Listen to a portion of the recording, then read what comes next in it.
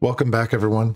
This video, what I'm going to do is talk about something called a LINQ. It's an acronym called Language Integrated Query. So one more time, it's Language Integrated Query, and it's a LINQ. And what we're going to do is talk about how to use a LINQ. And I said in my last video that I wanted to work with the text files and all that stuff, get that out of the way before we moved on to databases. But I've decided that before I do that, I'm actually going to spend an entire video just doing the LINQ, or how to use a LINQ. And again, I'm following the Murax textbook, the latest edition that came out, I think, at the very, very end of 2020. Anyway, so I'm going to go through this, and then we're going to modify the code that we did in the last video so that you can sort of follow along with that one plus this one, add the LINQ, and I don't spend too much time writing a full application on here. I really honestly do try to get my videos down much shorter, but it never seems to work out that way. Anyway, let's get into this. So the objectives for this, and I'm going through the slides from Murax, to use any of the LINQ features presented in this chapter to query an in-memory data structure, such as an array, sorted list, or generic list. Okay, so general terms, LINQ, okay, which we said language integrated query. Name the interface that a data source must implement to use LINQ with the data source. So I'll get into that. The important thing is here, I'm going to spend a lot of time, well, not really a lot of time explaining it, but you're going to see that there's a sort of repetitive stages every time we do this. And I'm going to show you lots of examples from this actual slide. Then we're going to get in and do our code. This one here is describe the 3 stages. So I'll describe it, and then you're going to see really what happens at each. So describe how the type of query variable is determined. Describe how deferred execution works. Describe when a query operation results in a projection. And describe when a query operation results in an anonymous type. Okay, so we'll also spend, you'll see this throughout. Okay, this stuff here throughout, from where, order by, select, and join. Now, for those of you who are at some point going to go on and do ASP.NET Core, you're going to need to know this stuff. Okay, so obviously we're doing this for desktop, but I've taught .NET Core and for web applications, and we're going to use this stuff. So don't disregard what's going on here. I'm going to spend a little bit of time talking about Lambda Expressions as well, because not only can you use it in C#, but again, you'll use it a lot if you're ever going and doing .NET programming for web development. Okay, so some of the clauses that we're going to see are, and that's an interesting thing. I want to say here, they're referred to as a clause. And I don't know if you've heard that term before, but they're a clause. So you've got from, where, order by, select, and join. Now, these should look familiar to you if you've done any sort of SQL or relational database training before in the past. These clauses should look familiar to you, okay? So let's quickly look at some advantages of using LINQ. Okay, and the first one is it makes it easy for you to query a data source. Okay, and we haven't got into databases, we've just got into using text files. But it makes it easy to query a data source by integrating the query language with C#. Makes it easy to develop applications that query a data source by providing IntelliSense, compile time syntax checking, and debugging support. So that's a big bonus. Makes it easy for you to query different types of data sources. Okay, because with C#, you can actually query data sources from, let's say, a Microsoft Access database, from an SQL database, from a text file. So different types of data sources. Okay, and that's because you use the same basic syntax for each type. Makes it easy for you to use objects to work with relational data sources. Okay, so that's an important one as well. Okay, so here's the slide. This is an important slide, okay? 3 stages of a query operation. Now, get a pen, whatever, write this down because you're going to see it throughout, or hopefully you just got a great memory.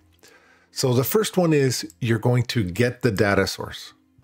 If the data source is an array, for example, you must declare the array and then assign values to its elements. So that's the first thing you've got to do. Second thing is define the query. Okay, and I know that this doesn't mean a whole lot to you right now, seeing it in a text form like this, but we'll see on the slides the good examples. And then execute the query to return the results.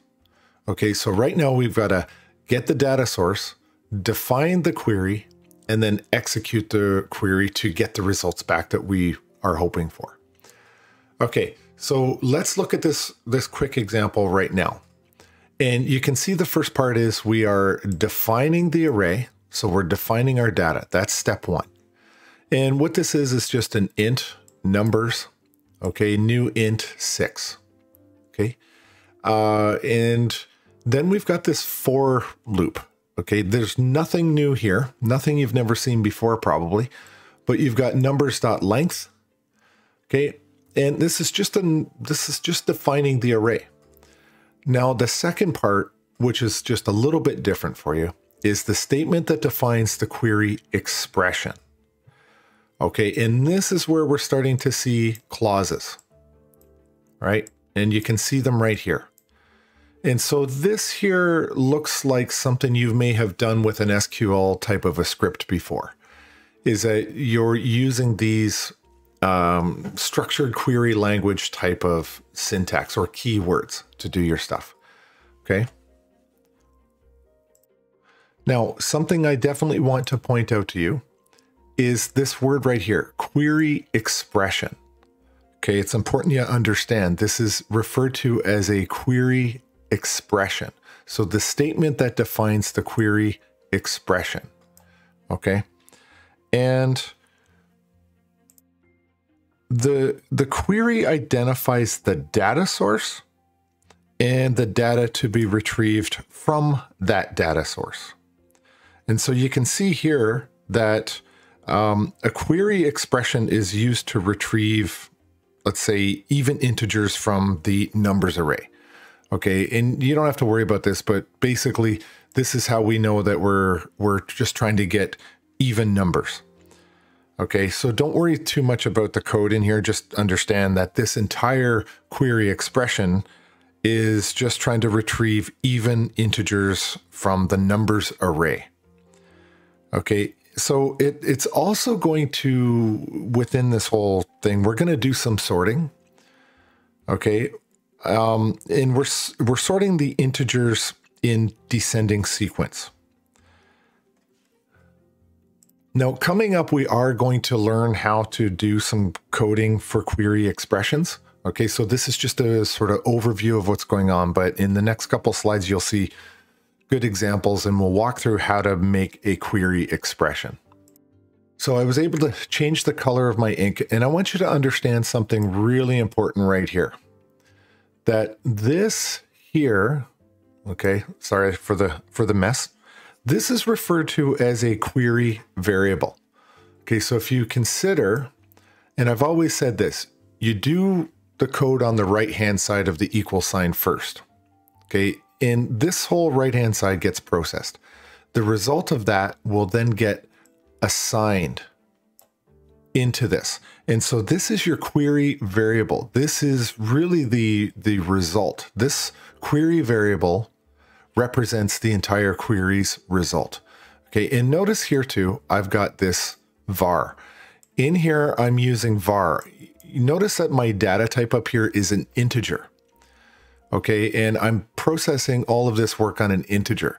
Well, in this particular case, I'm going to use a var for this, okay?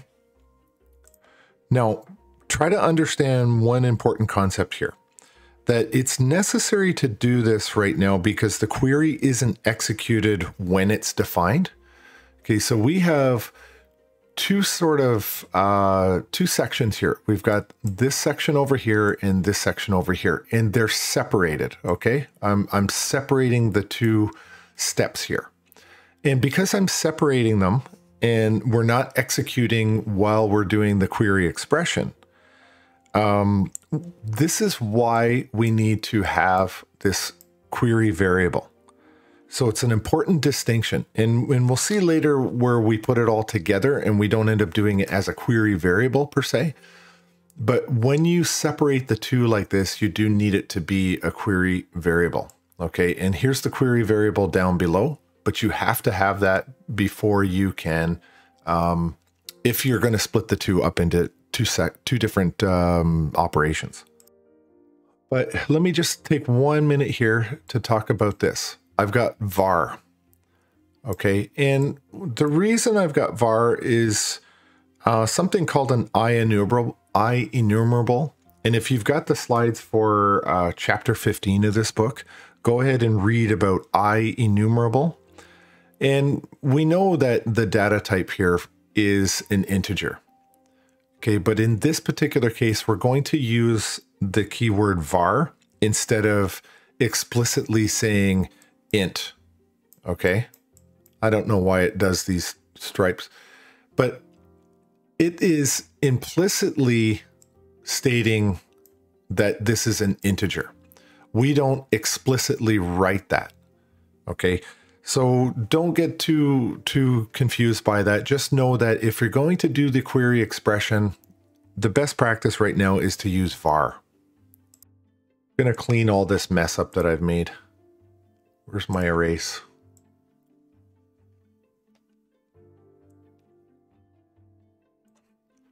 Okay. So I paused it so you didn't have to sit through me trying to spell this or write this out with my mouse, which was particularly painful. But I just want to spend a second here, and I'm not going to go through the whole chapter 15 slides.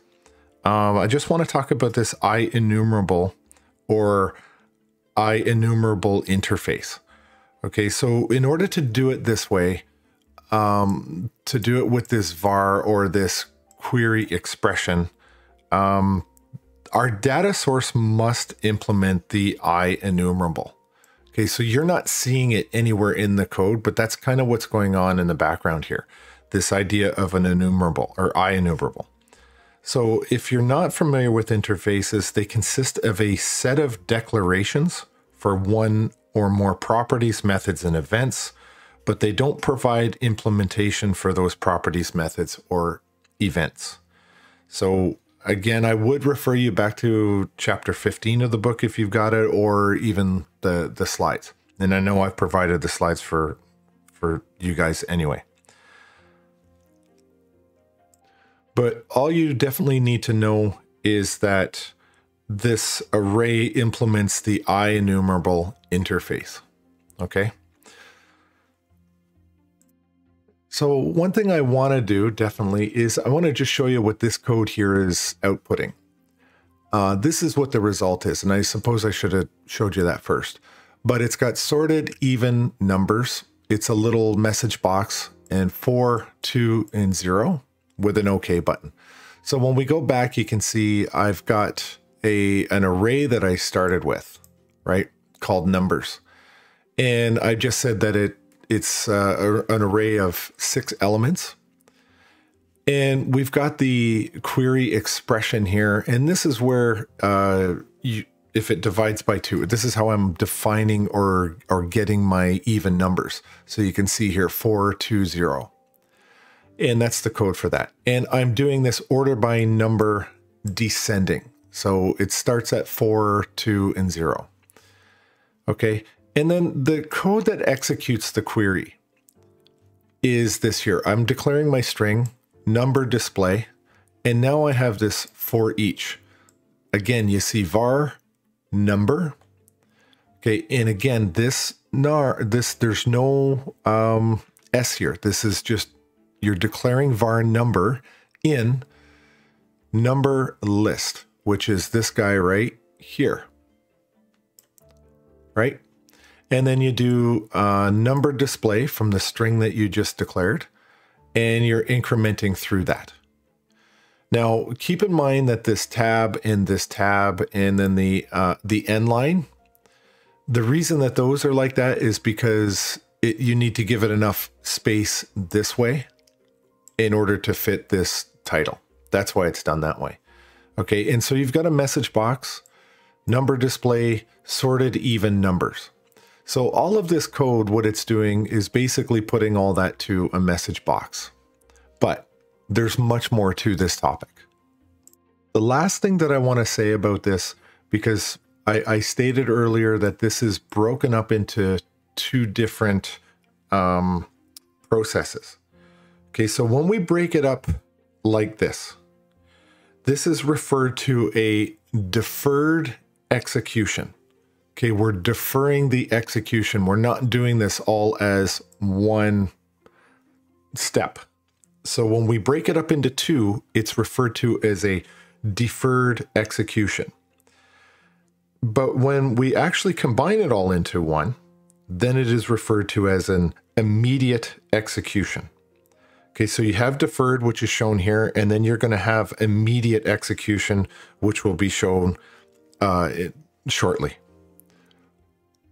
And the reason I'm talking about the difference between deferred and immediate execution is because if a query requires access to the individual elements identified by the query expression, by this, immediate execution occurs.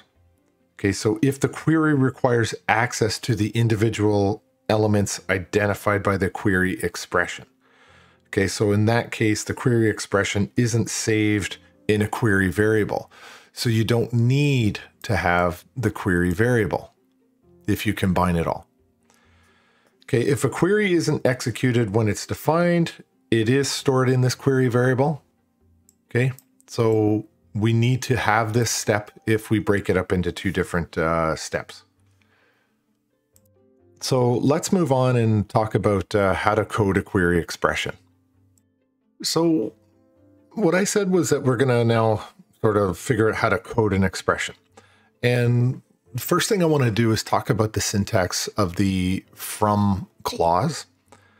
Okay, and this is an important thing because, you know, you're trying to identify the source of data for your query. So this is why you need the from clause. And you can see that shown right here at the top. And this is pretty important, right? You have to say, hey, where am I going to get my data from? Okay, and this is kind of a simple example of what's going on here. And you can see right here, here's an example of that uses an array of decimals. So we've got our decimal as our data type and sales totals. And notice again that that is plural. Keyword new, decimal, and we've got 4. So 1, 2, 3, and 4. Okay, and down here, a statement that defines the query expression. So we've got our query variable, right, that we talked about before. So there's one little tricky piece in here that the syntax may be a little bit off-putting to you at this point. But it's this idea right here, and I want to say that where does this sales come from? You notice that it's nowhere in the diagram until we get down to here. But notice that it has sort of this data type associated with it. We're calling it var sales. But here, we don't actually have a type. Okay, so that might trip people up a little bit, but just to understand, okay, that there's something special about this one. And it's actually, we're declaring something called a range variable. Okay, and it's used to represent each element of the data source. Okay, and so what's the data source? The data source is our sales total. Now you can see up here where it says type right here. Okay, you can declare a type for the range variable if you want to. So this, you could have put your type right here if you really, really wanted to, but you don't have to. Okay, it's usually omitted. And if it's omitted, it's determined by the type of elements in the actual data source. So it's actually sort of implicitly implied that, or it's implicit that the data type for this sales is going to be decimal. So you don't need to put it in there, but it's important to understand that that is your range variable. Okay. So in the first, like this example here, we see how to use the from clause, okay, with the array of decimals for sales totals. So we see that they're highlighted there. Okay, so the first statement in the example, declares the array and assigns the values to its elements. The second statement defines the query expression, okay, which consists of just the from clause and the select clause. Now, it's important to understand that the expression is stored in a query variable named sales list. And then the for each statement loops through the values returned by the query and calculates a sum of those variables. Right? So there's a couple of key things that we do want to know here. The first one is that a query expression must always start with a from clause that identifies the data source. So our query expression always starts with from, and that it always identifies our data source. Okay, so that's gospel. That is the way that works. The second rule to this is that a query expression must end with either select or group. Sorry, I know this is painful. With group. It must end with either select or a group clause. That's the rule. So we've got two rules. Must start with from, must end with select or group. Okay, so let's look at another example here. In this particular one, what you're seeing is this class for invoice. And you've got all these getters and setters. And then down below, what you're seeing is the statement that gets the data source. So this statement actually gets the data source. Okay, and it's not really important that you understand how this method works right now. Okay, just know that we're using the invoice database. Now, I think we've talked about this this database in the past. I've built it out on a previous example, but we are not at the database point yet. This is just really for illustration purposes only at the moment. But what you need to see here is this here, this invoice list.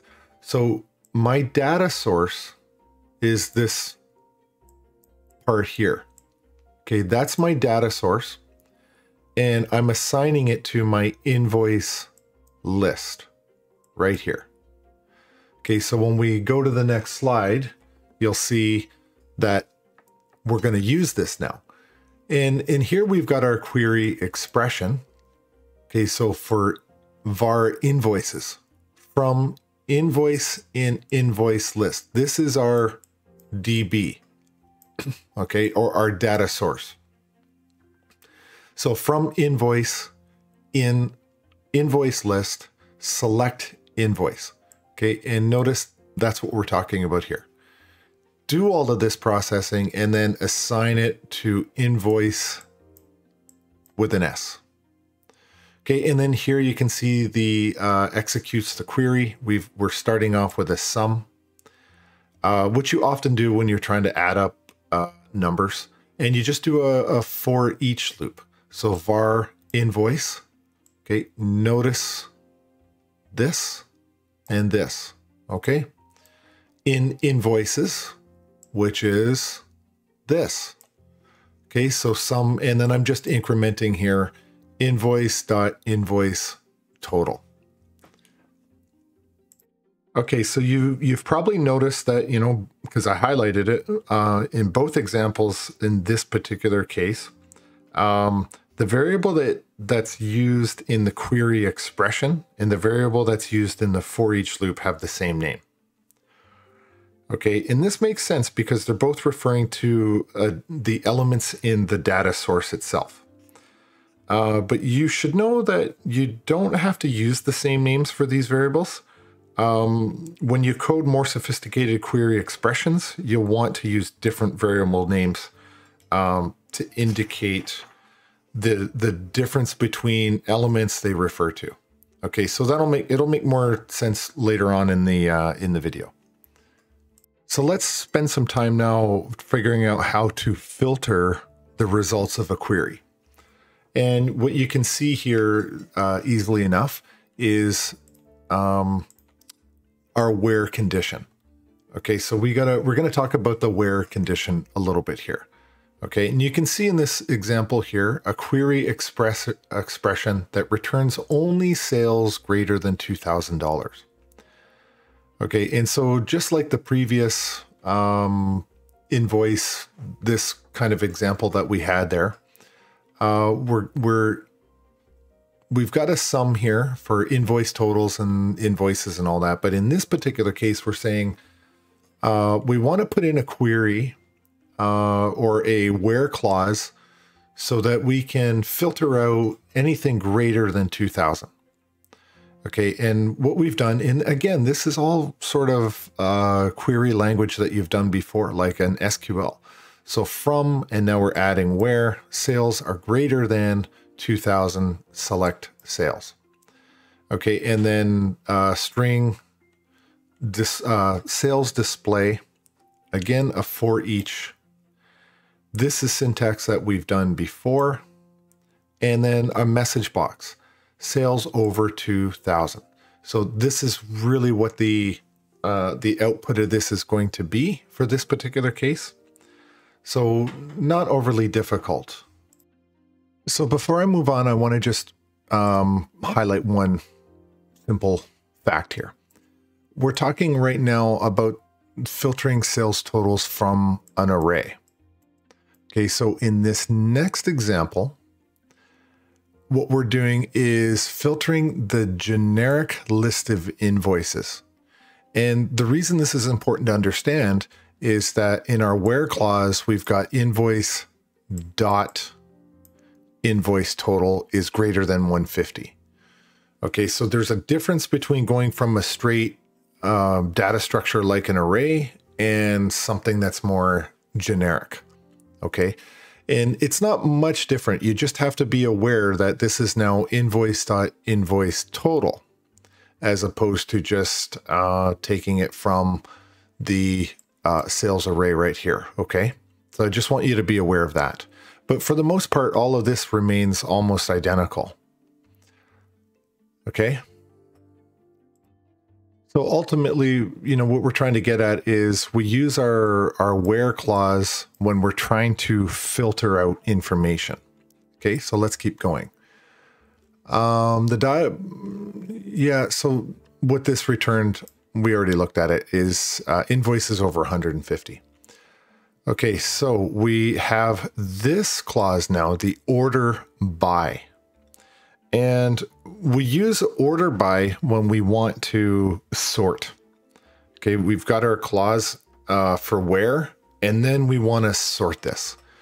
And you can see what's happening here, right? We have where sales are greater than 2,000, and again, this is an array. Then we say order by, let me clean that up a little bit. Okay, we say where sales are greater than 2,000, and then we want to order by the sales. Okay, and notice that this sales and this sales are the same as this sales. Okay. And I want to point out something here. Notice that these are in, what is this, descending order? I believe they're in descending order. Actually, no, I think that might be ascending. So it's the lowest value down to the highest value. So I do believe that that is ascending. Let me think about this for a minute. I could totally be wrong. It doesn't matter. But what I'm trying to say is the lowest at the top going down to the highest number at the bottom. Now let's go and look at this for a generic list of invoices. And in this particular case, what we're interested in is the customer ID, okay, and the invoice totals. And so what this is saying is we've got our from clause, invoice and invoice list. Okay, that's our generic list. And we have where invoice.invoice total is greater than 150. We're going to say order by invoice.customer ID with a comma, and then invoice.invoice total descending. And notice I'm putting in the actual word. So just to be perfectly clear and come back to this point, that the default is actually ascending. And if you want it to be in descending, then you have to use the keyword descending. But the default actually is ascending. And that's why in this particular case, you don't see a default, you don't see the keyword ascending. It automatically defaults to ascending. And then here we want descending. But no, we don't have a keyword for this one. So this one is going to be ascending and this one is going to be descending. So if we look at the example, we have this one here is ascending, it's low and it goes to a higher number. And this one is descending because it's higher and going to a smaller number. And that's how that works. Okay, now we're going to talk a little bit about the select clause right here. Okay, and note that there are two ways to code the select clause. And the most common one that we've done so far is just literally the keyword select. And you can see right here, we've just used select. Okay, and in this particular case, we can do two types, which is select and then select new. And notice there's your data type. Let's just look at an example. I think it's a little more clean. So an example that selects key values from a sorted list. Okay, so we've got a sorted list. You've got a string and a decimal, and then you've got employee sales. Okay. And within the employee sales, you see we're now using the keyword new. Okay, and we're calling this sorted list right here. So let's forget about everything on that side right now. Let me see if I can change the color. All right, let's change this to a blue. And in fact, let's erase all this crap. Okay. All right, let's go and to a pen. Okay, and let's just ignore everything on the left of the equal sign. What you see is our new keyword. We've got two data types, so that tells us we're in our sorted list. And notice the angle brackets. Okay, we're going to be using a string and a decimal. So you can see here in the first thing, and I'll clean this up again a little bit.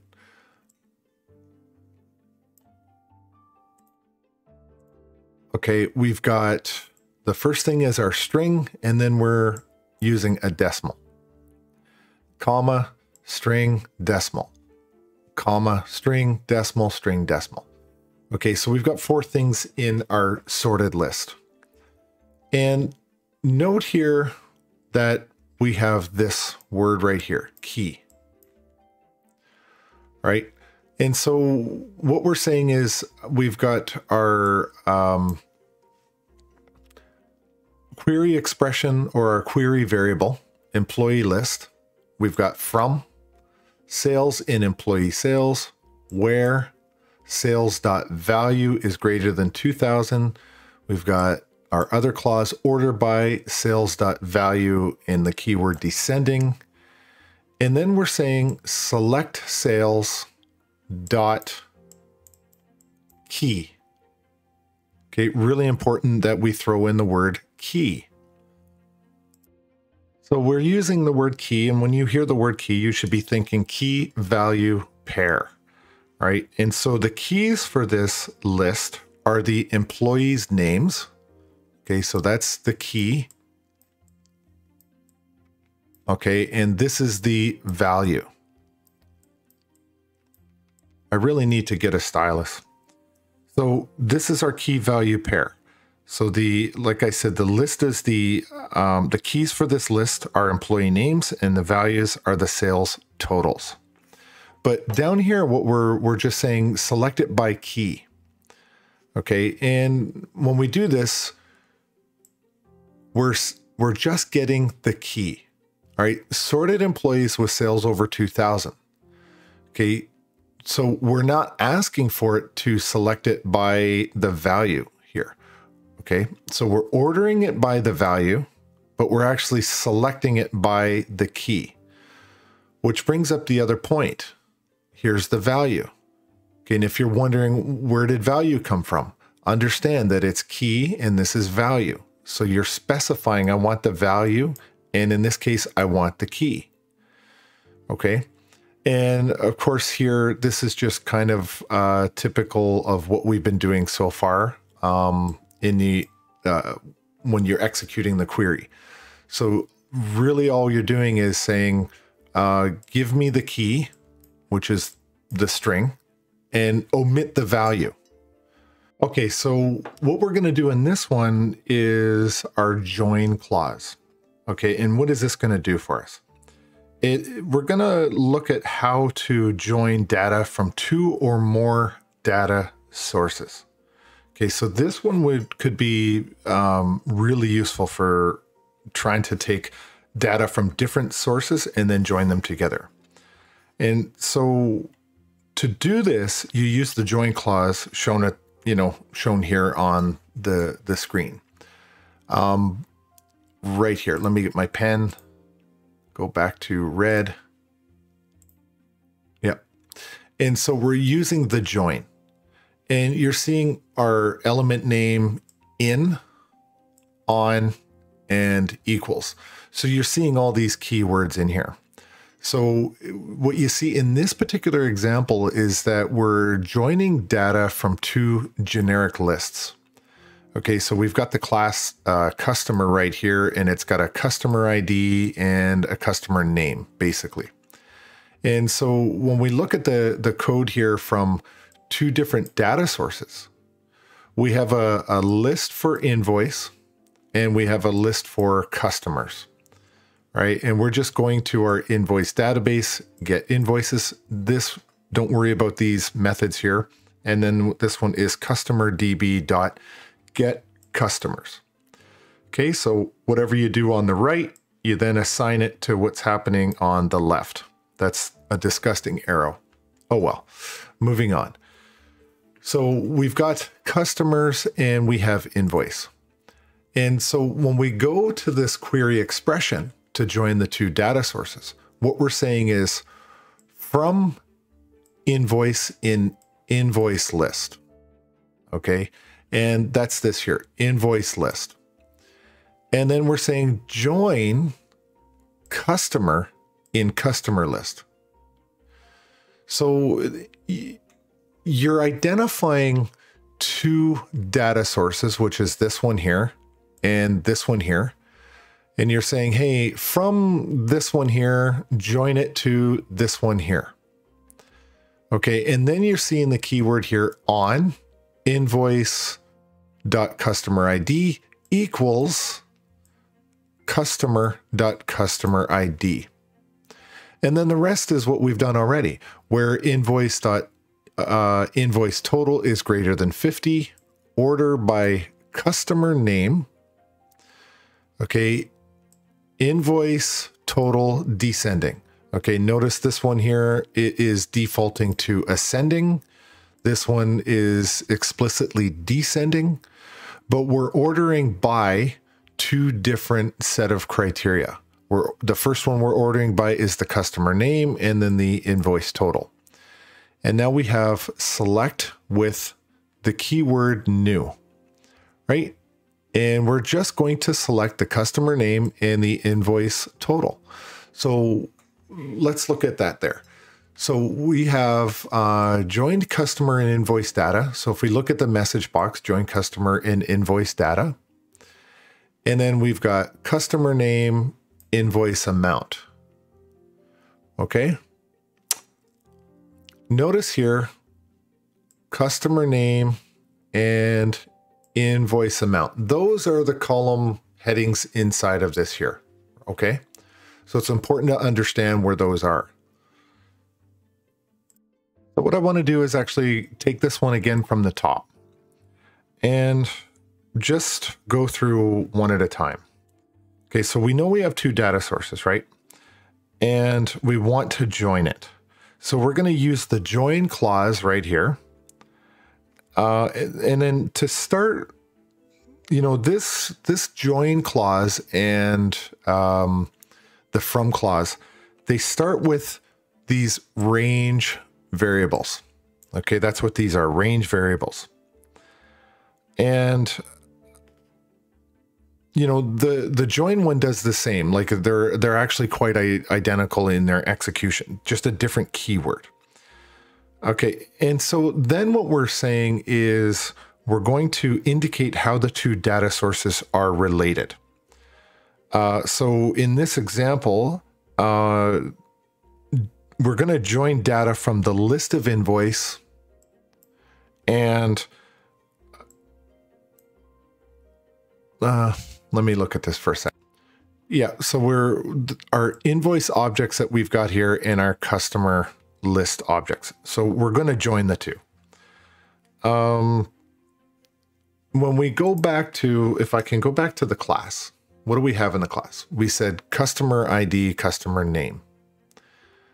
Okay, and those were just get and set. So they're just two, like we're just getting this list of objects, of customer objects. And those customer objects are just defined by customer ID and name. So the reason I kind of went through this again is because I want to make sure you understand this issue right here. Is that this is invoice.customerID equals customer, not invoice, but customer.customerID.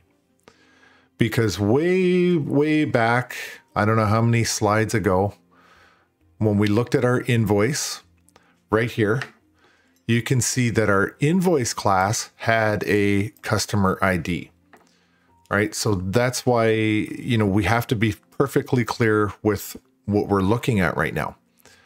Okay, is there's a difference between this customer ID because it's from invoices and this customer ID because it's actually from the customer class right here. Okay. So I wanted to be perfectly clear on that point.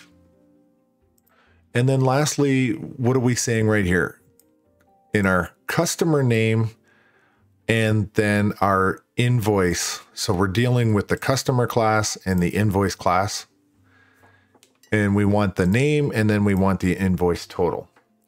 And, you know, then we go through executing the query. Okay, and what do we have? Invoice display, and we're setting all this stuff, doing a for each with invoice in invoices.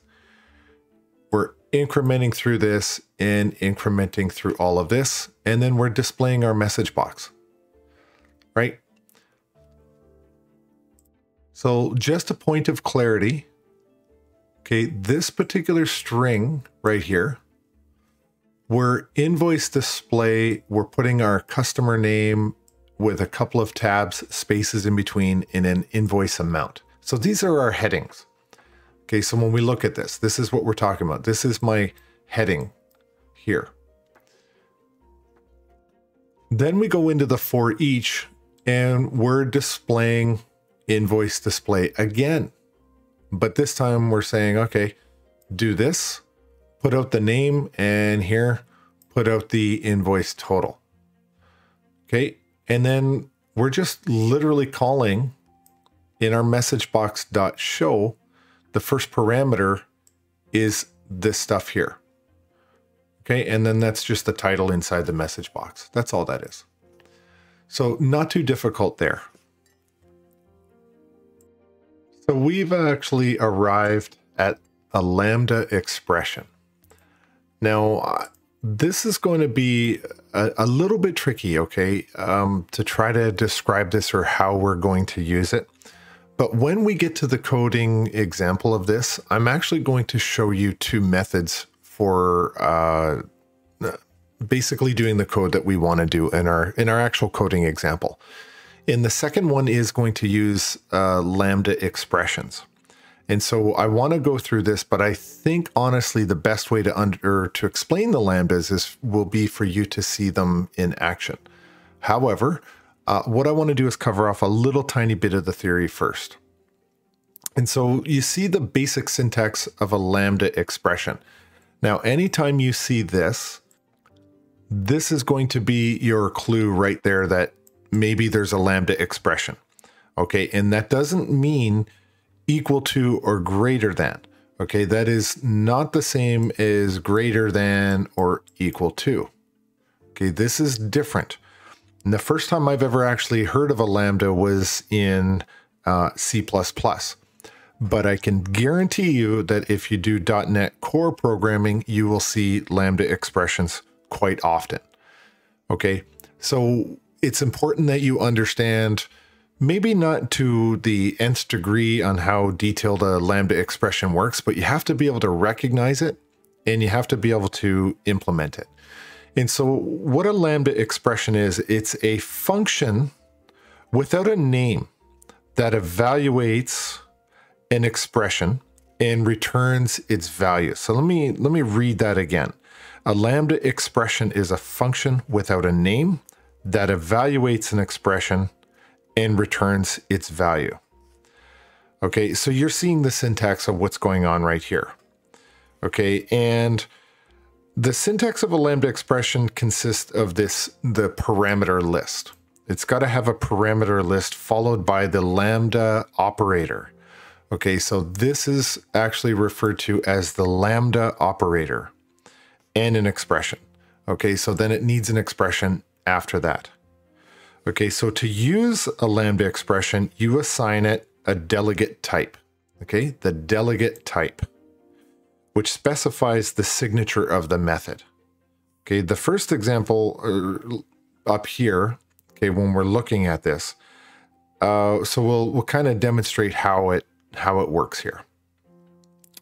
But you can see right here, we've got the Lambda operator. Okay, and remember what I always say. Okay, do the stuff on the right and then assign it to what's happening on the left. Okay, so look at this here. You're seeing that the Lambda expression is happening in here. Okay, and let's read the definition one more time. So a Lambda expression is a function without a name. Okay, so there's no name, and it evaluates the expression and then it returns a value. Okay, so we've got, all of this stuff going on here, and then we're returning a value to total, and then total is going to be what gets assigned over here. Okay, so I know that is as clear as mud, but I think it's one of those things you're better off served to use a Lambda is to practice it. Okay, and look at what's happening here at this, what we are saying is the class level. So we've got a Boolean, compare del. So we've got our one parameter, which is the decimal total, and we're declaring the variable inside our parameter list. Okay, let me clean all that up. Okay. All right. Get rid of all my clear mud. Okay. So we define the Lambda expression and assign it a variable created from the delegate type. Okay, so that's our delegate type. really it should be all the way to here. Okay, so our delegate type becomes compare del. So we do all this stuff and then we assign it here like I just said. So if we execute the Lambda expression, what's happening here? We've got a decimal for invoice total and we're initializing it to 188.46. We've got a string invoice message, nothing yet, but now we're starting to define what we want inside that message. And this whole block here, we'll do this first and then assign it to this one variable invoice message. And then we'll use invoice message in our show as a parameter. Okay, and so what am I looking for inside here to implement this? Well, in actuality, I'm implementing it all back here, and then I'm assigning it for invoice over 150. Okay, and I'm going all the way down here, and then I'm finally calling it. Okay, I'm finally calling it, and I'm passing it, because don't forget, our Lambda expression is a method. Okay, and I've said the definition, it's a function or a method without a name that evaluates an expression and returns the value. So as you know, methods or functions typically take one parameter. So in this Lambda, we are actually going to take a parameter in here. So you're used to seeing something like for invoice over 150, you would be used to seeing something that, you know, has square or round brackets and all that kind of stuff, right? You're not used to seeing it in this particular form. So you want to see something with brackets and then maybe something inside the brackets. That's what you're accustomed to seeing. But within a Lambda expression, it's done differently. Okay. So in this particular case, our end result is going to be this. We have our invoice test and then invoice total equals 188.46 because we hard coded that. And then our invoice total over 150 equals true. Okay, now why would it equal true? Okay, and it comes back to this idea that we said that this was a Boolean, and a Boolean is going to be a true or a false, right? And so that's why we're getting the output of this here. So when you see invoice over 150, okay, so if I go to the next slide, invoice over 150, we're saying true because 188.46 is greater than 150. And you can see here, I've written this with the colon. I am concatenating, and then I'm saying print out the result of this line. Print out the result of my Lambda expression.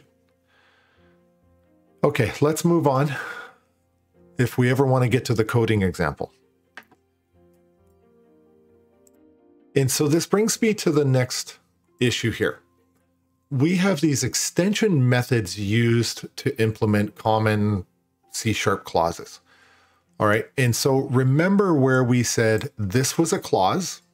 Okay, all of these are clauses. Okay, but these here are methods. Okay, and so it is vital that you understand that there's a difference. There is a difference. So we're going to update the code from the last project we did in the previous video, but we're also going to implement all of these things using clauses, and we're also going to do it using methods. So it's important that you understand there is a difference between the clause and the method. Okay, and if we look at a method-based query that filters and sorts the results and selects fields, this is what it looks like. Okay, this is, remember, method-based. Okay, so far we've been doing it clause-based. Okay, and so, you know, we've got that first variable there, and we have invoice list. Notice here I've got these dots. Okay, it's an important thing to understand in this particular syntax that I'm using dots. And again, I can guarantee you, you're going to see this if you ever do .NET Core for web development, okay? And so we're calling the where method. What does this tell you right here? What is this? And this, and this, and this. Lambda expressions. Okay, so I'm saying use my Lambda expression right in here, and here, and here, and one last time. But theoretically, we're really just doing the same thing. We just combined a Lambda expression into it.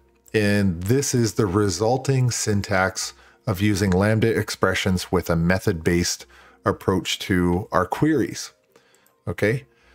And here's another one for joining data of two sources. So I've got invoices. Okay. Invoice list, join customer list. See how nice and neat that is? Invoice list dot join customer list. And then I and customers, C and customers. Notice here I'm using something to distinguish in my mind when I visually look at that I.customers is different from C.customers. I is invoice, C is customers. Now look, okay, I'm using a Lambda expression again that I'm going to code right here. So here's our Lambda expression. We've got the keyword new, C.name, I.invoice total. Now look at this, where CI, Lambda operator, CI.invoice total is greater than 150. Now, why do you suppose I can get away with CI? Is it possibly because you've done a join? Or is it because I'm actually creating CI? This is totally has nothing to do with joining. I don't know. You look at that code and you decide for yourself. Think about what's going on for a minute here. Okay, I've got I and C, and then all of a sudden I have CI. Okay, order by CI, CI name, then by descending. Okay, CI, CI, Lambda operator. Just look at that code. Does that make sense to you? I hope it does, because we are going to get into an example where we're going to use some of this stuff, okay? Now, I want to highlight one little exception to a rule that we talked about. Remember what I said before, that we're supposed to end with select. Okay, I won't do the whole word. With select and group. That's ugly as group. Okay, now remember I said that. However, I want to clean all that up because I really want to make an important kind of point here. I got to clean up all my red slop that I have on here. Okay, let's go back to my pen. All right, let's look at the bracketing.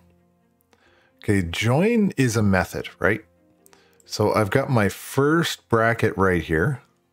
I've got a comma, comma, comma, all of this here.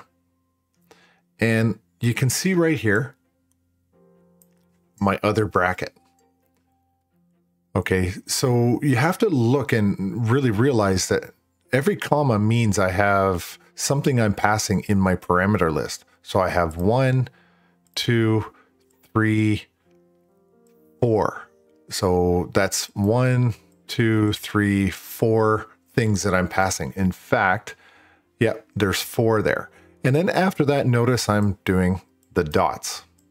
Okay, so there's a lot going on in this particular case, right? So that's actually the reason why we don't have the select method in here. And it's because the join includes all of the fields needed by the methods that follow and all the fields to be included in the results. The join actually does include all of the fields that we need. So a select method would end up becoming a little bit redundant. So that's why it's not part of this. Okay. But if you needed to add additional fields in the query, and you didn't want to include those fields in the results, like basically in the Lambda result, then you could use the select method. Okay, and then that's going to create another anonymous type with just the fields that you want. Okay, so let's look at another example of this. Okay, and here's where we're seeing the select method. So if we go to like basically previous to this, we have invoice total greater than 150. Okay, what you're seeing here is we've got name, we've got invoice date in invoice total, where CI invoice total is greater than 50, order by, then by invoice date. But now I want my invoice total. Okay, and I want my invoice name. So what does this end up? Well, it doesn't show us an output of this, unfortunately. But because there's something that I want that was not included in my join, that's why I'm doing this now. Okay. And you might think, well, what do you mean? Like name is there and invoice total is there. Why are you adding that there? And it's because this is c.name, i.invoice total. This one here is the joined one. This is the CI and this one's CI. They're different. Okay. All right, let's move on. We're actually almost ready that we can start getting into some code. Okay, but first I do want to go through some of these methods. Okay, so we've got the count method, the average, the sum, max, and min. Okay, and you know, no surprise there what these do. They do exactly what they are describing. Remember, all methods are verbs. Okay. Here's some more. First, gets the first element from the results of a query. First or default, single or default. Skip, skips over the specified number of elements in the results of a query and then returns the remaining elements. Take and toList. Okay, we'll put a star on toList. Creates a list object from the results of a query. Okay, so if you look here, what we're saying is a query that gets a count of the items in the results, right? So we've got our where, our lambda, and then we're saying give us a count. In this case, we're doing an operation and we're saying call the sum method. All right, a query that gets a subset of the results. Okay, so this one's a little bit interesting. Notice here I've got skip count going in there and I've got take count going in here, and we're calling dot skip, dot take. Okay, so if we look at something like this, right, we've got an invoice ID, invoice date, invoice total, and a customer name. This appears to be alphabetical order. This one doesn't seem to be ordered. The numbers are random. The date here seems to be, could be a little random. The invoice total seems to be random as well. It just looks like customer is the only thing that is, I think, descending. Could be wrong, or ascending. It doesn't matter. Okay, and so here's the code for this particular, this form right here. This is what we'd be doing with this form. Okay, and, you know, form one load, our list of customers, customer database, you know, all this stuff that we've kind of been talking about. But remember, we're doing a join in on, ordered by and select new. Here's another one, equals. Okay, equals. All right. And there's, you know, more parts to this particular code. Pretty kind of standard of what we've been kind of working with so far anyway. Okay, so what I'd really like to do is actually now get into this code here, finish this off. And I think what I want to do is, what we're going to do in this code is this drop down list. Okay, and I think we'll do this one as well, probably a drop down list. And I'll be showing the two different versions of method based and non-method based. So that's what I want to do now. So go grab yourself a coffee, stretch, and come back, okay? So here is the finished result of what we're going to do. So this is the desktop application we made last week. And what I'm going to do is I'm going to add the drop down here, and this drop down is going to act as a filter for information. So I can still add information. So 1, 2, 3, add stuff. Let's just add $100. Save that. And you can see that it goes in there and it's messing up the numbers and stuff like that. And I can go in, I can delete it, which I will, and I'm getting the pop-up, no problem. But when we filter this, you can see that it disappeared. But when we filter this, I can do by under $10. So these two items that are under $10, right? We've got another one from $10 to $50. That's this one here. And then finally over $50. Okay, so that's what we're going to do. We're going to finish this off. But again, I'm going to show you in two different styles or two different methods. Okay, so let's get into our code and update this. So the first thing I need to do with this is to actually resize this because I want to put the drop down. And so I'll go to here and I'll select my size, and I want it to just be bigger in the Y direction. So I can open it up this way, or the height. I can change this to about 72. So I'm just making a little taller, and I'm going to move this down flush with this. I think I'll grab all 4 items there, and I can use my down arrow key just to move it all and give me some more space at the top. Okay, and what I want to do is add that drop down. So if I go over to, or just give me some more space here.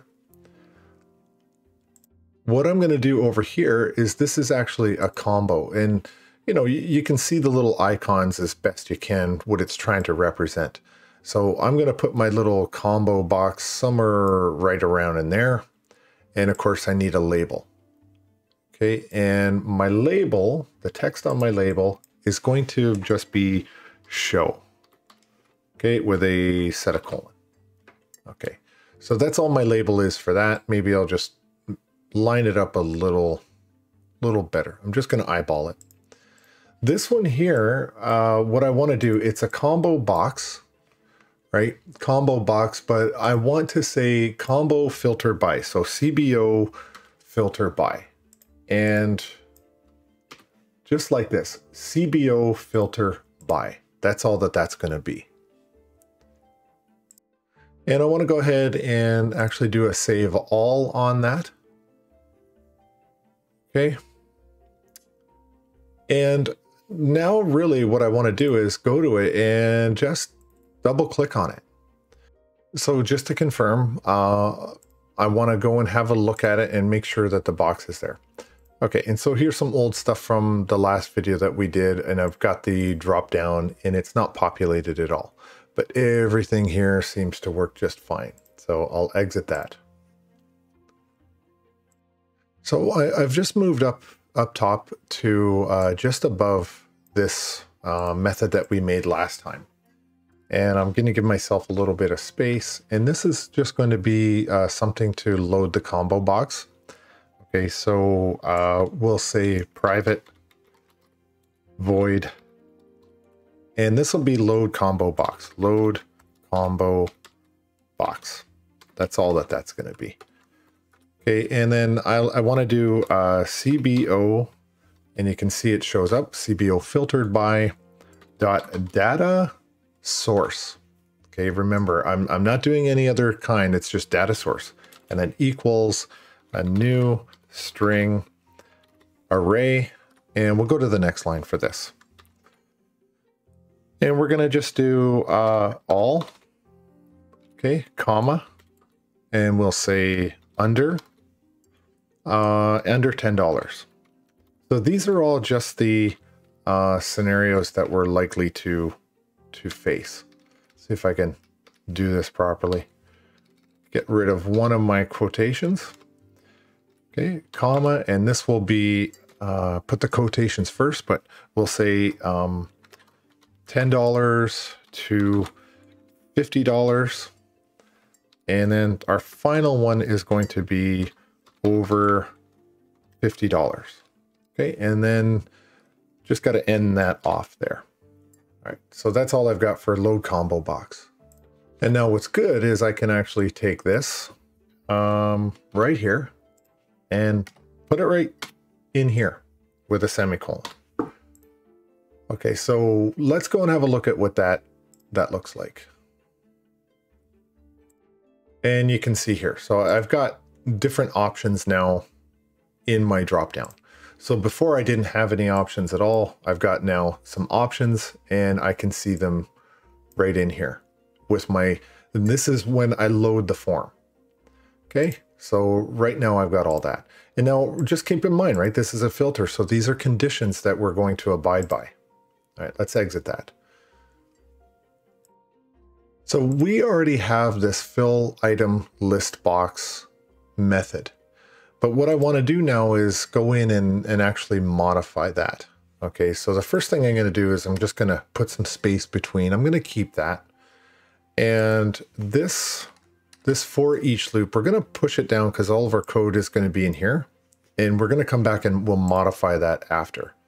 Okay, so what this method is doing is we're filling the list box, filling the items inside the list box. So when we actually go and do stuff based on what scenario we're in or what condition, it will fill this list box based on what we tell it inside of here. Okay, so that's why we're going to modify that one. Now, the first thing I want to do is a string, and I'm going to say filter. And this filter is going to be CBO filter by dot select. Select value is what I want.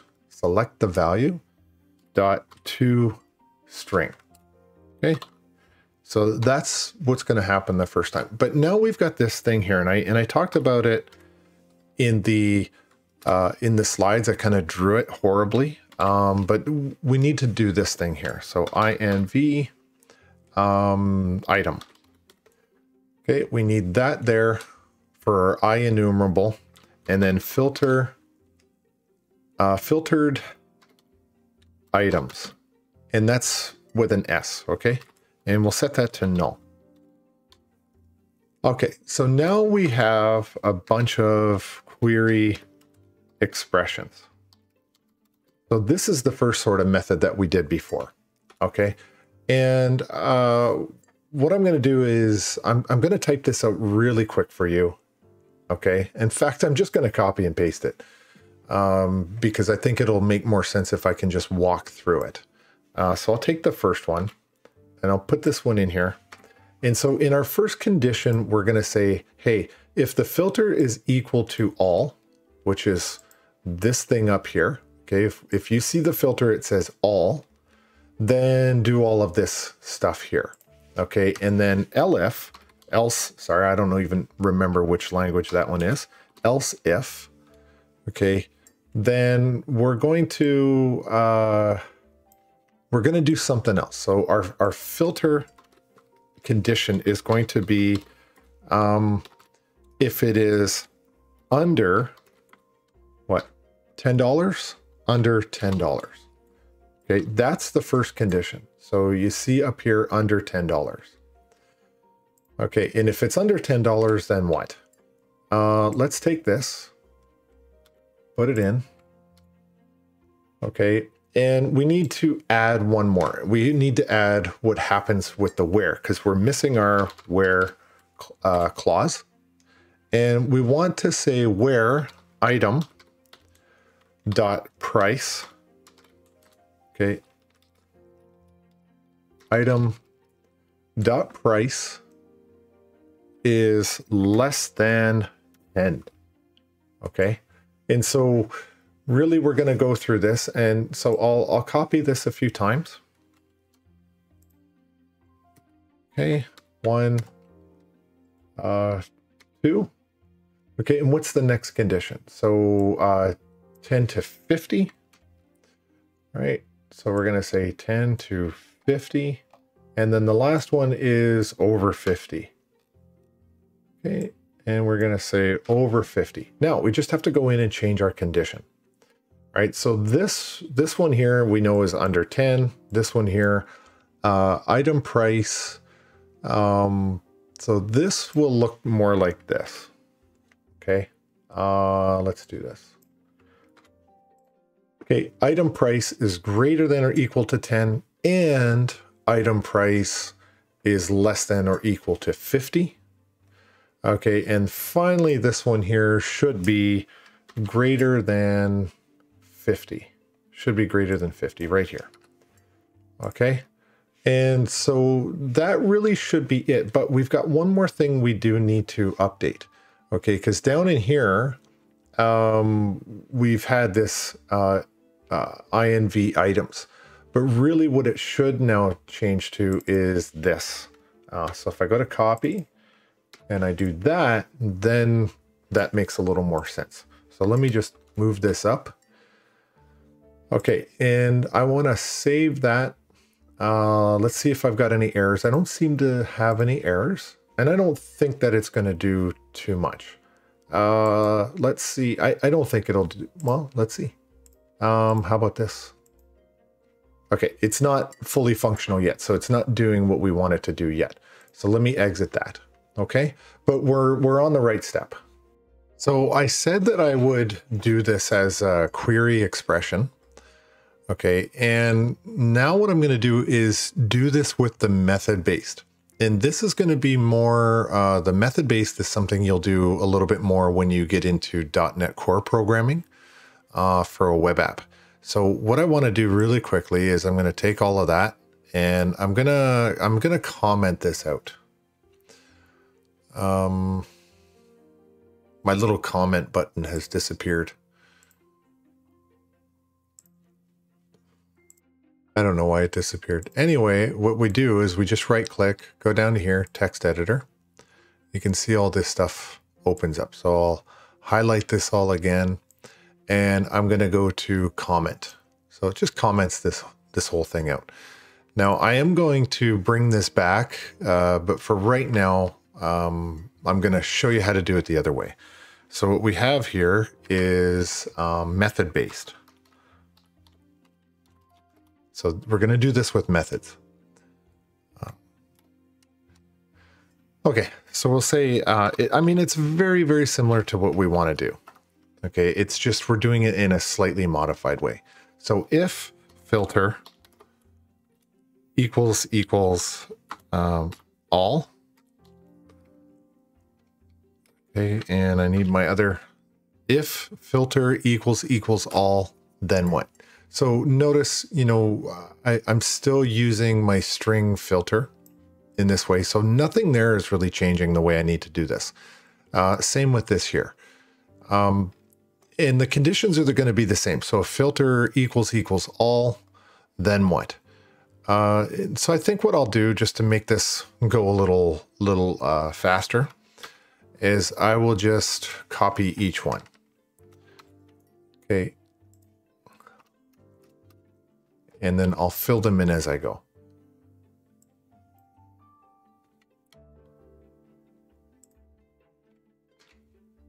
Okay, and I think I have one more, my final one, else if. And Control KD. Didn't seem to help all that much. That's okay. There. So these are all the conditions that I have. And I know within each condition, what I want to have is some code here. And so in this particular case, what I'll say is filter items. is going to equal to inventory INV items, and that's plural. Now I'm going to go down to the next line and say dot order by. You can see that it pops up there. And inside there, I'll do the round brackets because remember, this is by a method. I'm going to say item. Okay, and this is where we use the Lambda operator, the equals greater than symbol. And I'll say item dot description. Okay, and so that's the first part there. That's all I'm going to do on that particular one. And like here at the top, the very first one, we only really just addressed what the description was. All right. And I'm not actually doing, in this case, I'm not actually doing my select here. Okay. And I'm not going to do the select one in here.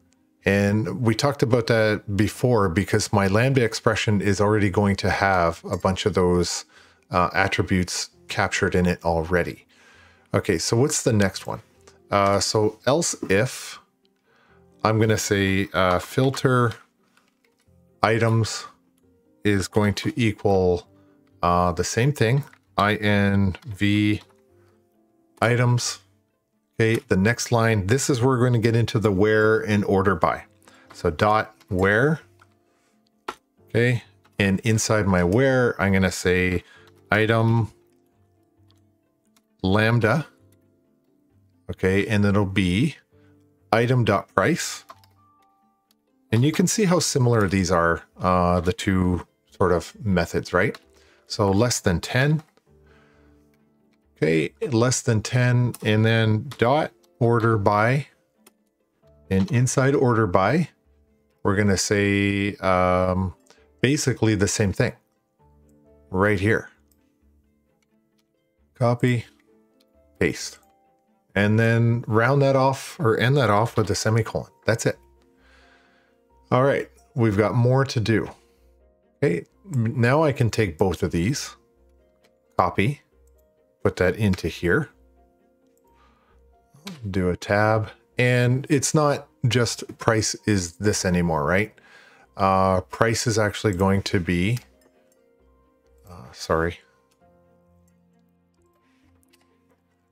price is going to have a different condition. And the condition is actually going to be item price is greater than or equal to.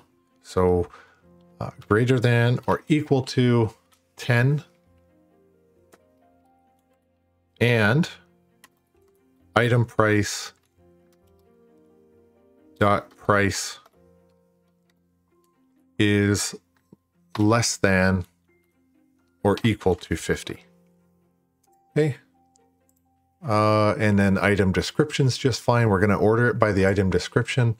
And then there's one thing I'm missing. I forgot to put in is this line. And maybe sometimes that's the problem with copy and paste. Okay. Control KD just to clean up the formatting a little bit. All right. And let's do the final one. And I think I'll do it here. Copy under here. Paste, and it's not less than 10, it's greater than 50. Okay, and so that's really all there is to that. That's the second sort of methodology of doing this. So we're doing this method based, okay, and up here we're doing it query as a query expression. Okay, and this for each loop here is just the same.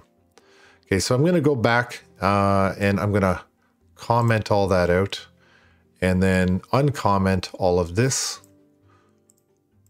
Okay, and that's the method we're going to stick with for the rest of this. All right, so if you're at this point and everything works, you're rocking.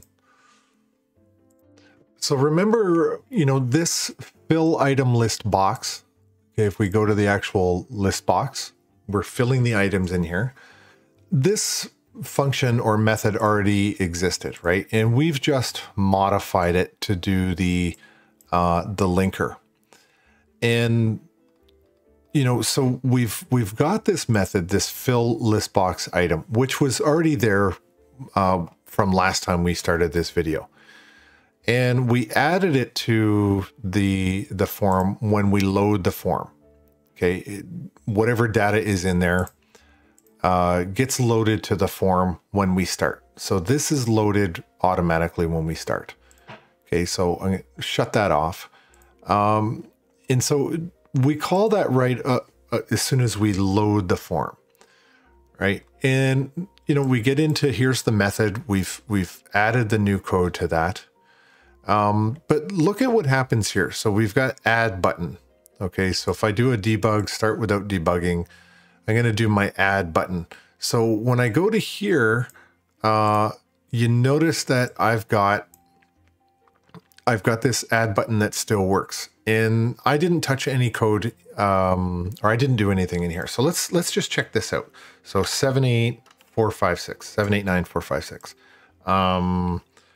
something. And that something is going to be worth $1,000. I don't know, save.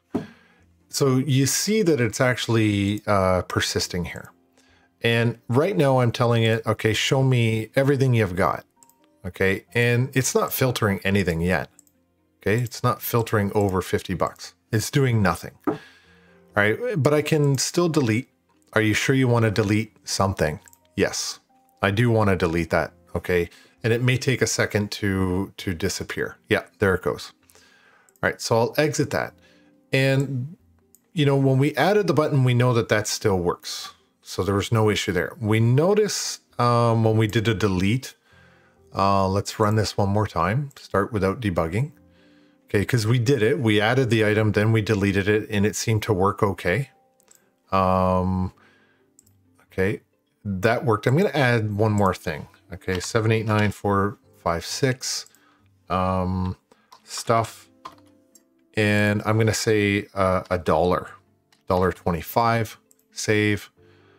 What else do I want to add? What are my conditions? Because all of these are over 50. So under 10, let's do $12. Let's do a $12 item. 45123. 456123. Something else. Let's say 1258. I don't know. Save. So we've got 3 samples that we can test out. Okay. And the other issue is my delete. If I wanted to delete, I know that it'll actually delete. So I want to check this out and see if it'll let me look at my text file. Okay. And there it is. All of my stuff is still now printing or persisting to my text file. So we are actually in great shape here. So I'm going to exit that out. Now, why is it that the filtering isn't working right? And one of the big issues right now is we have the actual drop-down box, but we're not doing anything with it. And, the beauty of functions or functional programming is that literally at this point, I can take this, copy it, and say that, hey, whenever there's a drop-down, do this code right here. Okay, execute this function anytime I want to execute this code. So let me save this and do a start without debugging. All right, now what do we have? We're showing all. Now, what about under 10? Notice here, it now comes and it calls this fill items list box method. What about between 10 and 50? Okay, I've got my one option there between 10 and 50. Okay, and what about over 50? Perfect. Okay, so we're actually, this is working simply by just calling that method there on line 131. Okay, what about deleting something? I'll delete one of the ones that are over 50. Are you sure you want to delete C++ programming with Mirac? Yes. Does it change anything if I do over 50? No. What about no? And finally, no. So that's all working exactly how we want it to work. Okay. And one thing I wanted to make sure that we really quickly looked at is, in the code, when we created this select index changed. right? We had the first part, and here's the select index change. Don't forget when you're actually doing, when you've got your properties, that in the events, so I'm on the lightning bolt in the events, you've got selected index changed. And we've got that entire method called. So this was auto-generated as soon as I double-clicked on this. Not only did it give us the definition of the method itself, but it also created this box over here. So if I do the drop down on here, you can see I've got all these different options. These were all things that were auto-generated for us. Okay. So it's just important. I wanted to highlight that, you know, come back and say that's another location that you can find out where things are actually happening. Okay. So all I really wanted to do today was just show the LINQ stuff. I know there wasn't a lot of code that we wrote in there, but I showed you the two methods. You know, note that the data itself still does persist. Let's go look at the data. So if I go to Solution Explorer in my text inventory, this was updated just fine. And just to prove it to you, what I'm going to do is I'm going to go to, now I'm getting lost. I'll close this down. What I'm going to do is comment all this out. And let's give it a try now that this is commented, and I will uncomment this. And let's test this out now and hope that I got everything right. So start without debugging. So it seems to be working. Let's add an item. What do I need? It doesn't matter. 147258 things. Should have put shiny things. And I'm going to give it a 0.5. Just going to say it's worth, my shiny thing is worth 50 cents. Okay, just give it a minute and there it is. Okay, it works. Now let's do under $10. Perfect. I've got stuff that's $1.25 and things that are 50 cents, between 10 and 15. That still works. And then over 50. So everything here works. Doesn't matter which method that you use overall. If you're going to be doing .NET programming, you will see this kind of syntax with the method-based approach. Okay, so that's why I really wanted to make sure that you had a good look at that. Anyway, I think the video's gone on long enough. I know there wasn't a lot of code, but there's a lot of detail into this.